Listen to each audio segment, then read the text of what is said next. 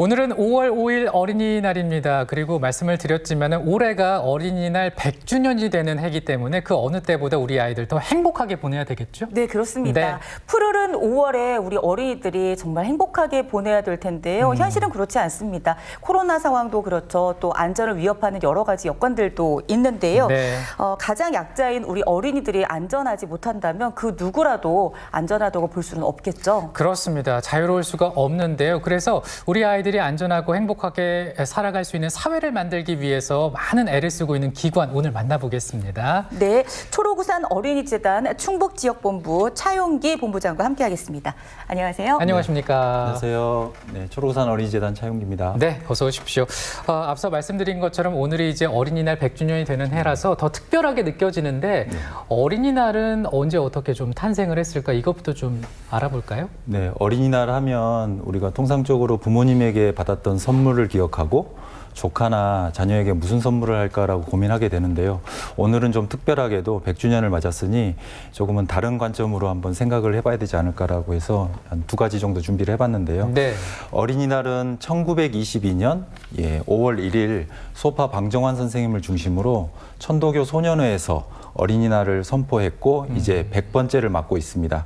아마 유엔에서 정한 1959년 세계 어린이날을 이렇게 비춰봤을 때는 그래도 이 어린이날은 대한민국에서 세계 최초로 태어나지 않았는가라고 네. 이렇게 생각을 해보고요. 네. 두 번째로는 어린이라는 표현은 어린아이의 높임말이라는 사실도 우리가 기억을 해야 될 것 같습니다. 그래서 어린아이를 정말 높여 불러서 그 모든 어린이들이 존중받고 사회 구성원으로 당당하게 인정받는 날이 선포된 날이기도 합니다. 그래서 100년 전에 이런 내용들을 이렇게 선포하고 알렸을 때는 정말 되게 의미 있는 상징적인 날이기도 하고 지금 우리 시대의 어른들이 우리 어린이들을 어떻게 바라봐야 되는지를 생각게 합니다. 네, 맞아요. 어렸을 적에 그 행복했던 기억들이 네. 커서도 행복감을 만들잖아요. 가장 존중받고 행복해야 될 어린이들.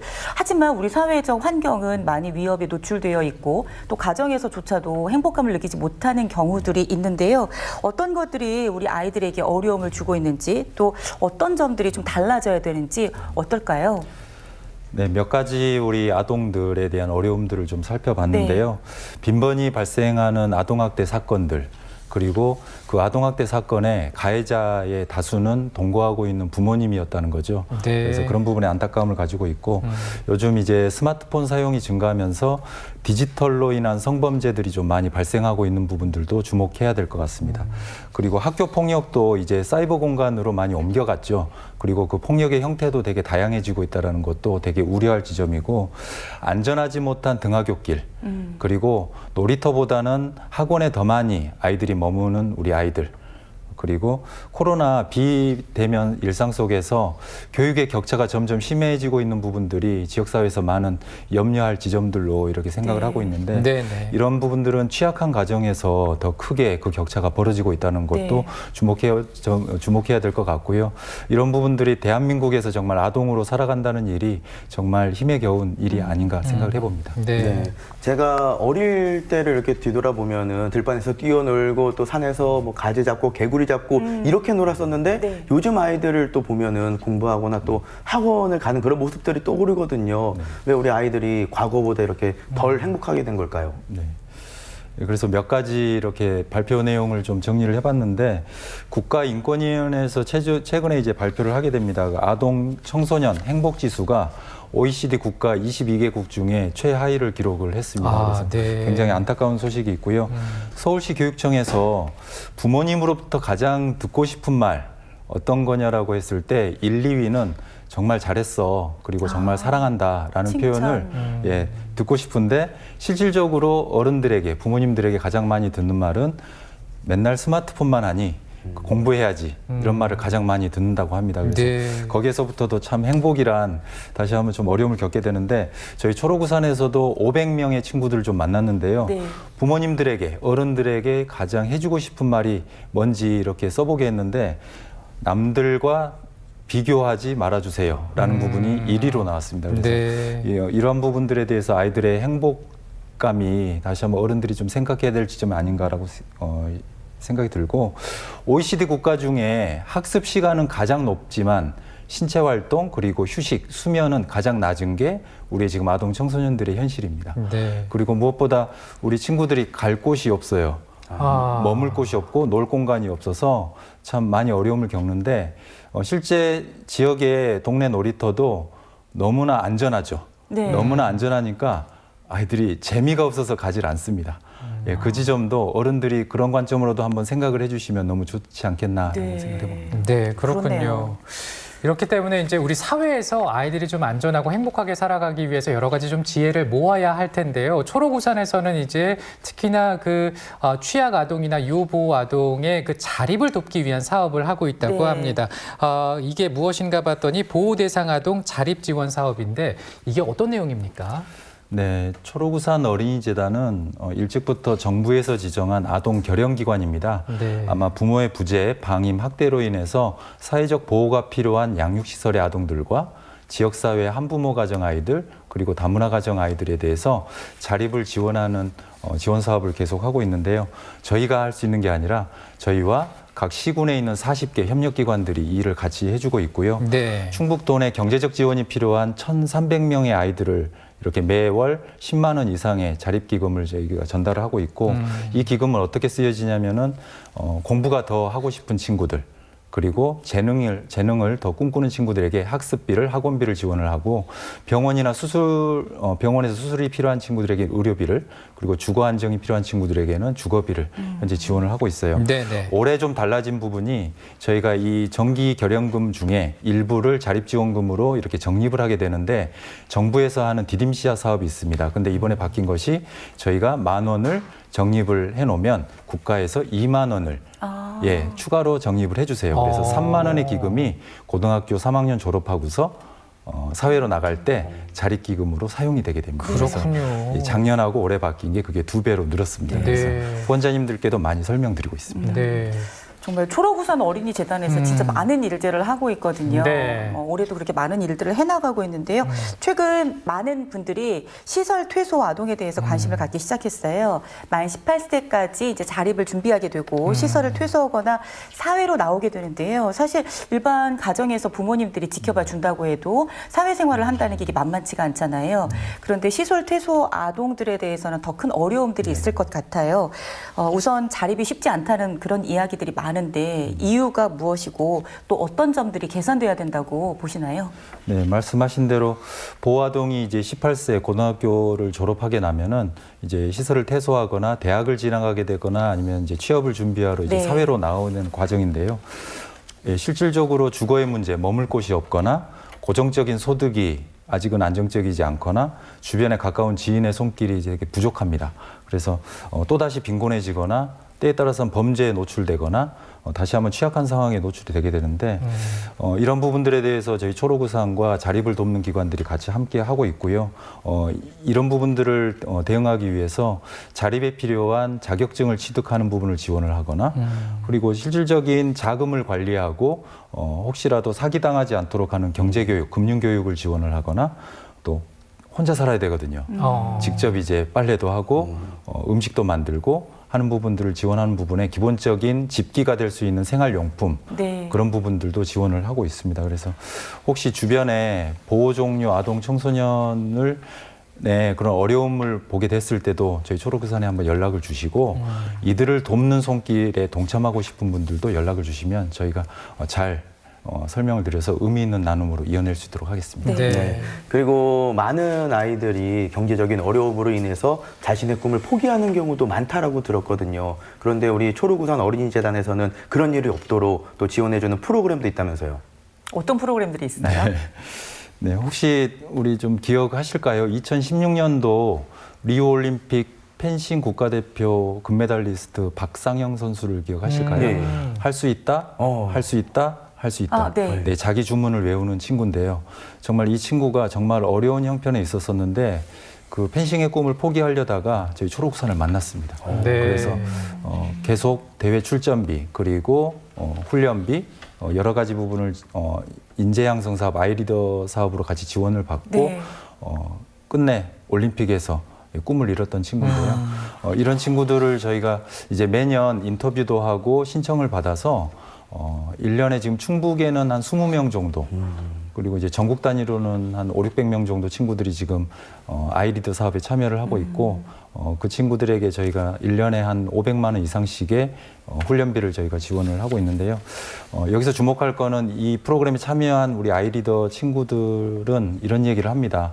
대학을 가고 전문인이 되고 선수가 돼서 나중에 저희가 후원을 받고 성장한 만큼 이 재능을 후배들에게 나누고 싶다는 얘기를 많이 하고요. 네. 그런 과정 속에서 시행착오가 있잖아요. 그런 네. 부분들이 더 반복되지 않도록, 그런 시행착오가 줄어질 수 있도록 후배들에게 좋은 도움을 주고 싶다는 얘기를 많이 할 때 저희가 큰 성과로 보고 있습니다. 네. 아이 리더가 아이가 리더가 된다 이런 뜻인 네. 건가요? 맞습니다. 그렇군요. 네. 이렇게 어려운 상황에 놓인 아이들 경제적 자립 돕는 것도 너무나 중요하고, 또 하나 우리가 또 관심 가져야 되는 부분이 이제 아이들의 인성입니다. 네. 인성이 제대로 커 나갈 수 있게 돕는 것도 필요할 텐데, 그래서 보니까 이제 초록우산에서는 전국 감사 편지 쓰기 대회라는 게 있더라고요. 네. 이게 뭔가요?